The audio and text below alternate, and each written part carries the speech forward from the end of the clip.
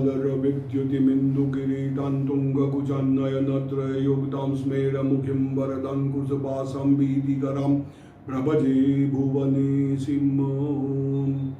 चंडी पाठ की बात हमने सी, आज नवमी है, महानवमी है। नवमी के दिन माँ की पूजा समाप्त होती है, कुंवारी लड़कियों की पूजा होती है।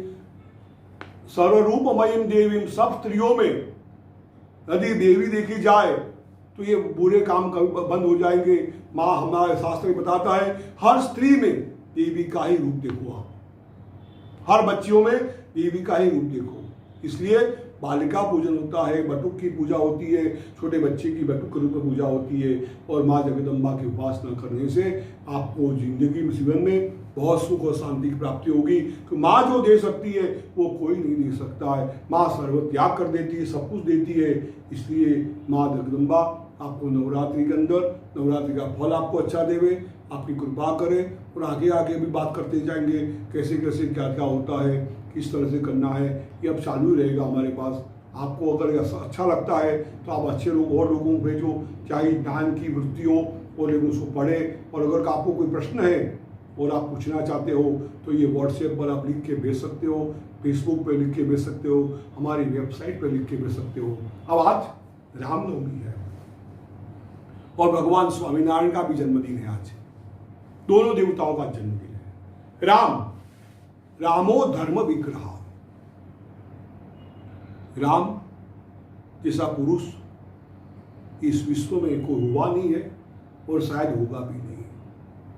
त्याग की मूर्ति, हर रोल में, हर नीति नियम में राम की बरोबरी कोई नहीं कर सकता। आप सोचो, आपको किसी ने 5-10 लाख रुपए दिए, ये भी पैसा तेरे हैं, और आधा घंटा बोलेगा वापिस ला, आपको कितना गुस्सा आएगा। राम को पिता बुलाया, राज दिया और राज वापिस भी लिया। दिया उसका सुख नहीं है, लिया उसका दुख नहीं है। लक्ष्मण ने कहा कि प्रभु ये तो गलत काम है, बुढ़ा पागल हो गया है, उसको जेल में डाल दो, आप राजा बन जाओ। राम ने कहा मेरा था क्या भाई, राज उनका था, उन्होंने दिया, उन्होंने ले लिया, तो मेरा क्या फर्क पड़ता है। यही व्यक्ति राम बन सकता है और कोई नहीं। इसलिए राम आज भी प्रिय है। जिंदा भी राम रहते हैं, मरने के बाद भी राम बोलो, भी राम बोलना पड़ता है।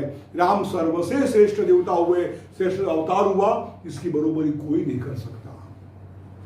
पूरे दुनिया को त्याग का मतलब दिखाया। जहां देखो लंका जीती को राज विभीषण को दे दिया, वाली को मारा तो सुग्रीव को राज दे दिया, कहीं भी उन्होंने राज नहीं लिया। अपने जीवन में उन्होंने त्याग और धर्म की, रामो धर्म विग्रह, धर्म के विग्रह थे भगवान राम। सिर्फ राम बोलने से भी मुक्ति की प्राप्ति होती है, ऐसा ऋषियों का अनुभव है। जब भी आपको विडंबना में आती है, भगवान राम को याद कर लो। श्री राम जय जय राम, ये महामंत्र है उनका। या राम रक्षा स्तोत्र का पाठ करो, आपको जरूर राम जी कृपा करेंगे और आपके सब समस्याएं दूर कर देंगे। राम सबसे शक्तिशाली पुरुष थे। राम कैसे थे, ये सूर्य कैसा है, चंद्रमा कैसा है, वो नहीं कह सकते हम। राम के बारे में नहीं बोल सकते। राम सब कुछ थे, राम में कोई कमी नहीं थी। भगवान राम हिंदुस्तान के, पूरी दुनिया के, पूरे विश्व के आदर्श पुरुष रहे हुए हैं। आज भगवान 12 बजे मध्याह्न काल में भगवान का जन्म होगा, आपको जन्म मनाना है। और साथ में अर्वाचीन पुरुष अवतार जो हुआ भगवान स्वामी नारायण का, वो भी अंधविश्वास को दूर करने में बहुत बड़ा कार्य उन्होंने किया है। ये सती प्रथा थी और कुछ जात पात की प्रथा थी, वो बहुत सी प्रथा उन्होंने दूर की। और आज पूरे हिंदुस्तान में नहीं, पूरे विश्व में इस धर्म की स्थापना के लिए उन्होंने बहुत काम किया है। और वो भगवान स्वामीनारायण को भी नमस्कार करते हैं, उनके भक्तों को अभिनंदन देते हैं। और आज दोनों देवताओं का जन्मदिन है, उसको मनाकर हम आनंद के प्राप्त करें। भगवान राम कहाँ जन्म लेते हैं? आप रघुवंश का इतिहास देख लिए। महाराज सगर से लगाकर महाराज शिबिर, महाराज हरिश्चंद्र, महाराज विश्वामित्र, ऐसे कई महापुरुष जिनके कुल में उत्पन्न हुए हैं। अनेक जन्मों का जब पुण्य मिलता है, अनेक पीढ़ियों का जब पुण्य मिलता है, हम लोग कहते हैं पाप मत करो, आपके बच्चों को भी भुगतना पड़ेगा। आप गलत काम करोगे, आज हमने वृक्ष काट दिए, नदियों को गलत प्रसूदित कर दी, तो हम आज दुखी हो रहे, महामारी पकड़ रही हमको। अगर जंगल होते, वृक्ष होते, वन होते, तो इतना बड़ा हानि मनुष्य की नहीं होती। लेकिन मनुष्य ने अपने स्वार्थ के लिए वनों को काट दिया, नदियों को प्रदूषित कर दिया, हर चीज को प्रदूषित कर ली, और उसका परिणाम आज हमें कोई बचा नहीं रख सकता। आज हमें मरना पड़ रहा है। भगवान राम के जन्म के पहले उनके पूर्वजों ने बहुत पुण्य किया था। राजा भगीरथ, अंशुमान, दिलीप, कैसे कैसे महापुरुष उनके जन्म में हुए, तब जाके भगवान राम का जन्म हुआ। रघुवंश को कोई दोष नहीं दे सकता। और भगवान राम कब पैदा होते हैं? देखो लॉजिक, देखो वो सुंदर है। राम के पिता का नाम था दशरथ। दशरथ का अर्थ होता है 10 इंद्रियां, 5 ज्ञानेंद्रियों, 5 कर्म इंद्रियों। इस 10 इंद्रियों की 3 ही पत्नी होती है। हर पुरुष की, हर व्यक्ति की 3 पत्नी होती है, सत्व, रज और तम।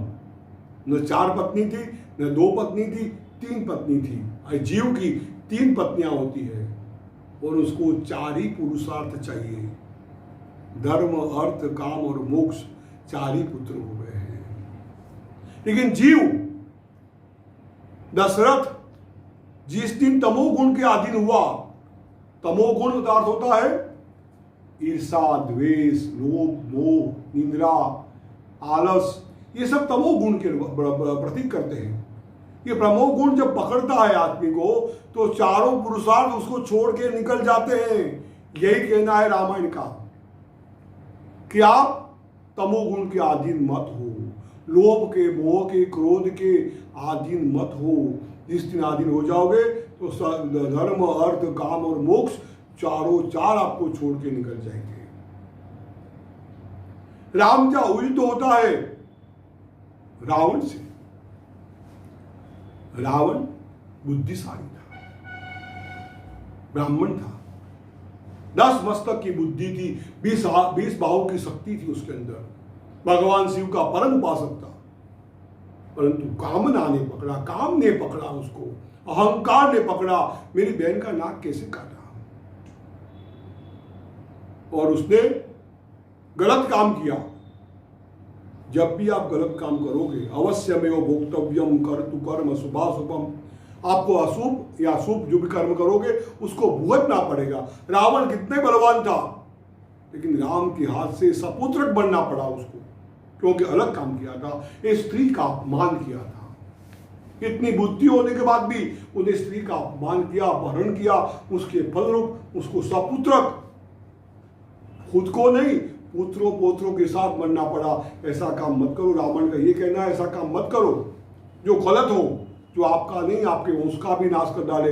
ऐसा काम करोगे तो सब कुछ नाश हो जा। ये रामायण का उपदेश है, सबका कल्याण करो, सबका भला करो, अच्छी बुद्धि रखो और अच्छा ध्यान रखो।